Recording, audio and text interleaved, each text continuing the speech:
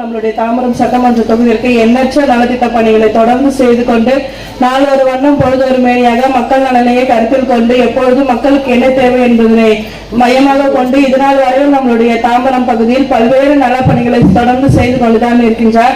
சட்டமன்ற உறுப்பினர் அவர்கள் நம்மளுடைய தாம்பரம் பகுதியில் தொடர்ந்து வெற்றி பெற்று இருக்கின்றார். அண்ணன் வேலுமணி அவர்கள் சொன்னது போல ஒரே ஒரு முறை ஒரே ஒரு பொய்யை சொல்லி அதிமுக உங்களுக்கு வெற்றியை பறித்துக் கொண்டார்கள். ஆனாலும் அது பொய்ன்னு தெரிஞ்சு மக்கள் அதை சுதாரித்துக் கொண்டு ஒரே ஒரு பொய் சொன்னதுக்காக ஒரு முறைதான் அவர்கள் அரியணை ஏறினார்கள். இனி மீண்டும் அவர்கள் ஏறாத வகையில் மிகப்பெரிய அடியை தொடர்ந்து நம்மளுடைய தாம்பரம் பகுதி மக்கள் அவர்களுக்கு கொடுத்து கொண்டுதான் இருக்கிறார்கள். இனி மேலும் கொடுக்கதான் போகிறார்கள். ஏன்னா என்னென்ன பணி செய்திருக்கோங்கிறத நாங்க ஒவ்வொரு மேடையா தொடர்ந்து இதே போலதான் செய்துட்டு இருக்கிறோம். இது வெறும் சுத்திகரிப்பு நிலையம் திறப்பு விழா மட்டுமல்ல, 2026 சட்டமன்ற உறுப்பினர்கள் பெறக்கூடிய வெற்றியின் விழாவாக அதனுடைய முதல் கூட்டமாக இந்த கூட்டம் இருக்கிறது என்பதனை சொல்வதில் மிக மகிழ்ச்சி அடைகிறேன். ஏன்னா தொடர்ந்து பல பகுதிகளில் பல திறப்பு விழாக்கள் நிகழ்ச்சிகளை நாங்க போகும்போதெல்லாம் பார்த்திருக்கிறோம்.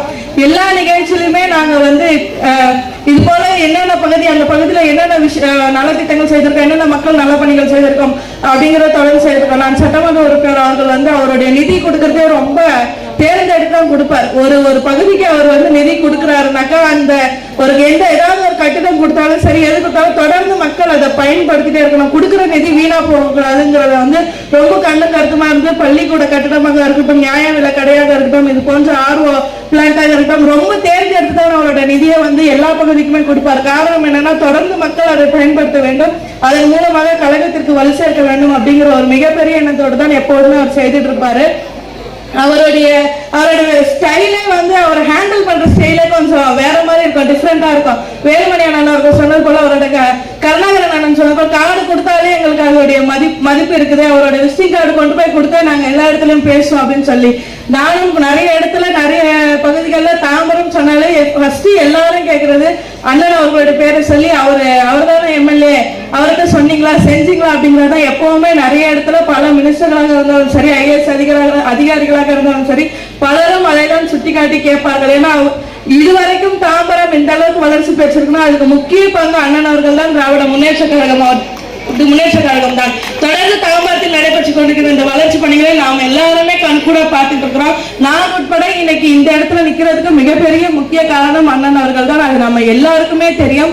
தொடர்ந்து இந்த பகுதியில் திராவிட முன்னேற்ற கழகம் எப்பவும் வலுவாக இருக்கிறது. நாங்கள் தொடர்ந்து இந்த பணிகளை செய்து கொண்டிருக்கிறோம். அண்ணன் வேலுமணி சொன்னார்கள், அண்ணன் கருணாகரன் சொன்னார்கள், நம்மளுடைய மாமன்ற உறுப்பினர் அண்ணன் ஜோதிகுமார் அண்ணன் கூட சொன்னாரு, நாங்கள் இவ்வளவு பணிகளை இந்த இடத்துல செய்து முடிச்சிட்டோம், சாலைகளை போட்டிருக்கிறோம், கால்வாயை கட்டியிருக்கிறோம், நியாய விலை கடையை கூட சட்டமன்ற உறுப்பினர் கட்டித்தர இருக்கிறார் என்றெல்லாம் சொன்னார்கள். இன்னும் செய்யவிருக்கிற பணிகளை கூட நாங்கள் கூடிய விரைவில் செய்து முடிப்போம் என்பதை இந்த இடத்துலயே உங்களிடத்துல உத்தரவாதத்துடன் நாங்கள் தெரிவித்துக் கொள்கின்றோம். இனி வரும் காலங்களில் தொடர்ந்து நாங்கள் மக்களுடைய தேவைகள் என்னென்ன என்பதை சுதாரித்து அது எல்லாத்தையும் செய்யதான் போகின்றோம். உங்க எல்லாருக்குமே தெரியும், ஒரு 3 நாட்களாக நம்மளுடைய தாலுகா ஆபீஸ்ல ஜமாபந்தி நடைபெற்றது. முதல் நாள் துவக்கம் அன்னைக்கு நானே மண்டல குழு தலைவர்கள் சட்டமன்ற உறுப்பினரோட போய் கலந்துக்கிட்டு அந்த துவக்க விழாவில் கலந்துட்டு அதோட நாங்க எல்லாருமே எங்களோட பணிகளுக்கு திரும்பிட்டோம். மறுநாள் சட்டமன்ற உறுப்பினர் கலந்துக்கிட்டாரு. கலந்துக்கிட்டது மட்டும் இல்லாம அதுல எத்தனை பேர் பயனாளிகள் இருக்காங்க, அது எத்தனை பேருடைய மனுவை நீங்க சரி பார்த்து அவர்களுக்கு நீங்க இன்னைக்கே அந்த பயனாளிகளுக்கு எல்லாத்தையும் சரி செய்து கொடுக்குறீங்க. அன்னைக்கு ஈவினிங்கே கிட்டத்தட்ட 28 பேருக்கு மேல பட்டா வழங்கி அதையும் தீர்த்து கொடுத்தாரு.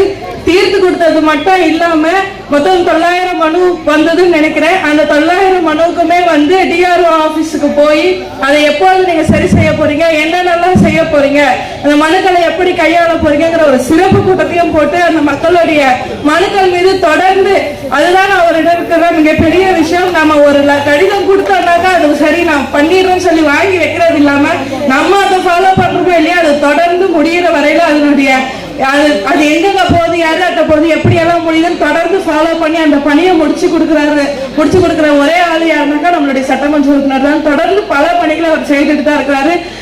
இதுவரைக்கும் தாம்பரம் இவ்வளவு பெரிய வளர்ச்சி அடைந்ததில் முக்கிய பங்காற்றி இருக்கிற நம்முடைய சட்டமன்ற உறுப்பினர் அண்ணன் அவர்களுக்கு இந்த நேரத்தில் தாம்பரம் பகுதிவாழ் மக்களின் சார்பில் என்னுடைய நன்றியை தெரிவித்துக் கொண்டு கூட்டத்தை ஏற்பாடு செய்த உங்கள் அனைவருக்கும் என்னுடைய மனமார்ந்த வாழ்த்துக்களை தெரிவித்துக் கொண்டு விடைபெறுகிறேன். நன்றி.